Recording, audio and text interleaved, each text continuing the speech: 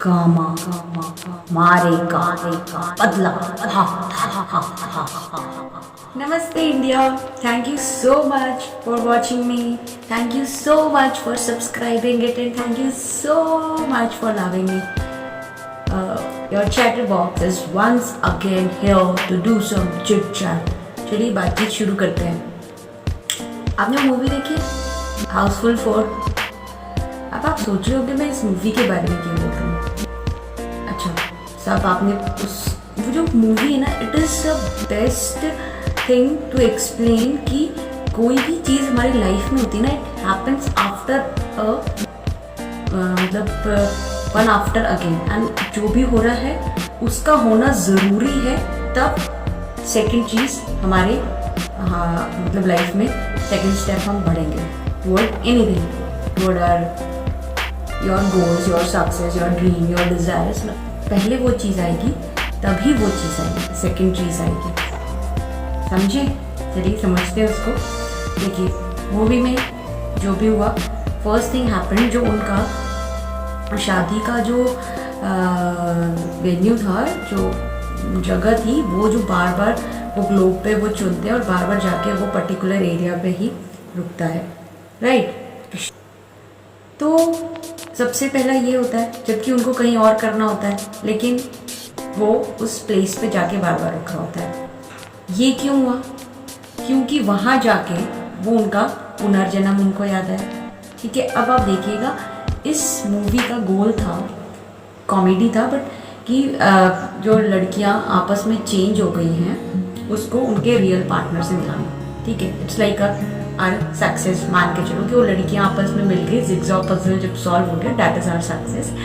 सो ठीक है, सबसे पहले शादी का पॉइंट वही जगह क्यों डिसाइड हुई कि उनको पुनर्जन्म अपना याद है।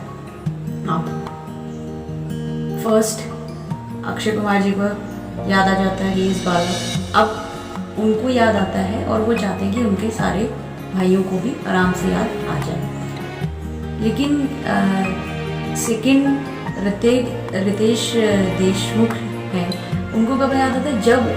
जब हाँ वो अक्षय कुमार को भूत प्रेत उतारने जाते हैं वहाँ, मतलब आप ये समझिए कि उधर क्यों उतारने गए, अगर वहाँ नहीं जाते तो रितेश देशमुख को याद नहीं आता। उनको याद आने का जब थर्ड भाई जो बॉबी देओल ने प्ले किया, उनको कब याद आया?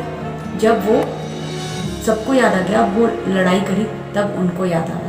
दिस देखिए आप एक स्टेप के बाद, ये ठीक है एक राइटर ने लिखी है स्टोरी, बट वो कितना अब अच्छा ये सारी चीज़ें हो गई, सबको याद आ गया, लेकिन अभी ये क्या चाह रहे थे कि राजकुमारियों को याद आ जाए कि हुआ दे, बट गामा को ना आए।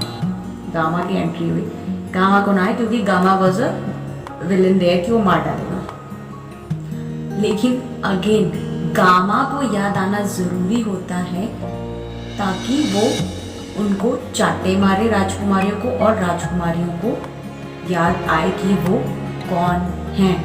और लास्ट वाली राजकुमारी को तब तक याद नहीं आता जब तक कि जो मेन कल्प्रिट होता है, वहाँ का जो मेन विलन होता है, वो ना पहुँचे।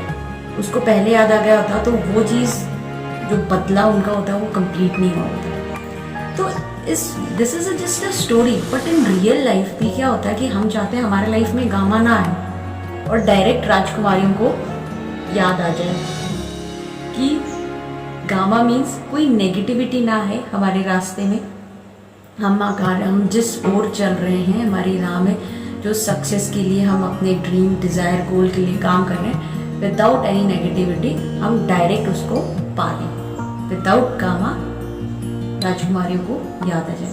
लेकिन गामा को याद आना ज़रूरी था ताकि वो उनको चाटा लगाए और याद आए।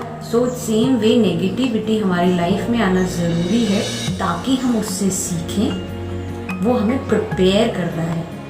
ठीक है, जैसे खाना बनाने के लिए वेसल हम रखते हैं चूल्हे पे, सो वो अपने आप को प्रिपेयर करता है टेम्परेचर में, तभी खाना उसमें कुक होता है।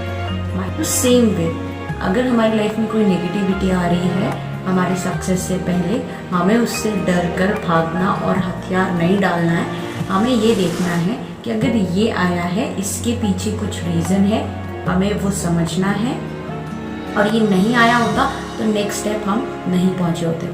अगर हम सही रास्ते पे हैं तो वो डिफ़िकल्टीज, ऑब्स्टेकल्स, पत्थर जो लाइफ में है वो आएंगे।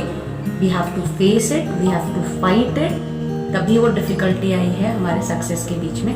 अगर ये नहीं आती तो हमारी सक्सेस नहीं मिलती।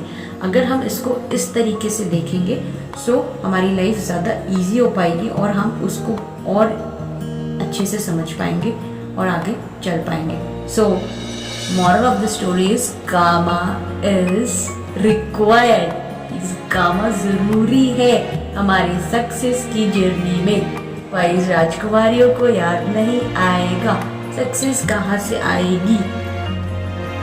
Have that attitude and work toward your goal, dream and desire. Thank you so much. Thank you. Thanks for watching. Thanks for listening and thank you for subscribing me. Thank you for loving me. Thank you.